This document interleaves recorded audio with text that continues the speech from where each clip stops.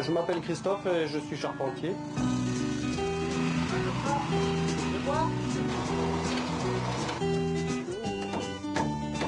Et nos femmes croient qu'on s'amuse. Les métiers manuels en général et le métier de charpentier en particulier sont des métiers de gens passionnés. Donc nous montons un pavillon pour un particulier. Très joli, je pense que le résultat sera pas mal.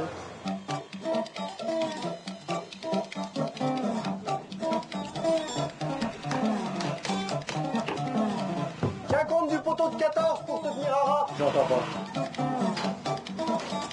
Le plan d'architecte, lui, définit les formes générales et les dispositions des pièces, le vivre de la maison.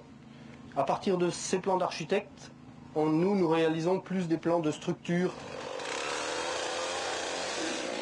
Le métier de charpentier, c'est un travail d'équipe. Il faut que chacun y trouve du plaisir. Si on fait les choses sans plaisir, ça fonctionne moins bien. N'est-ce pas? On a à peu près un tiers de préparation, un tiers du temps de préparation à l'atelier et 2 tiers de mise en place sur le chantier.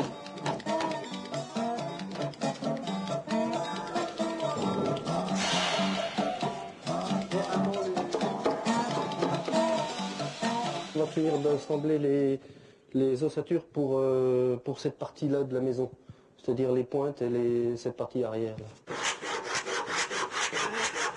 Je vais le faire à la main, pas à la circulaire, pour que le trait de scie soit le plus fin possible. J'avais prévu un mur beaucoup trop grand par rapport à l'accès qu'on a sur le chantier. Ce panneau qui était trop lourd, on le coupe en 2. Pile poil à la longueur, ça tombe bien, c'était prévu pour ici. Qu'est-ce qu'il peut y avoir comme problème? On n'a jamais de problème, nous. Non, on n'a jamais de problème. Ah non, on n'a jamais de problème, nous. Les relations qu'on a avec les clients sont forcément assez proches pour qu'on puisse sentir exactement ce qu'ils souhaitent. Le but, c'est qu'on leur donne satisfaction.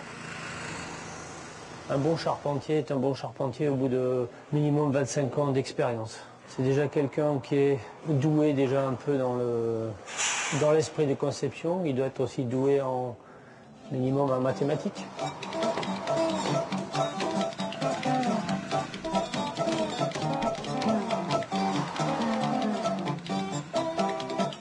Quand j'étais petit, je faisais des cabanes dans les arbres. C'était un signe. Des cabanes en bois.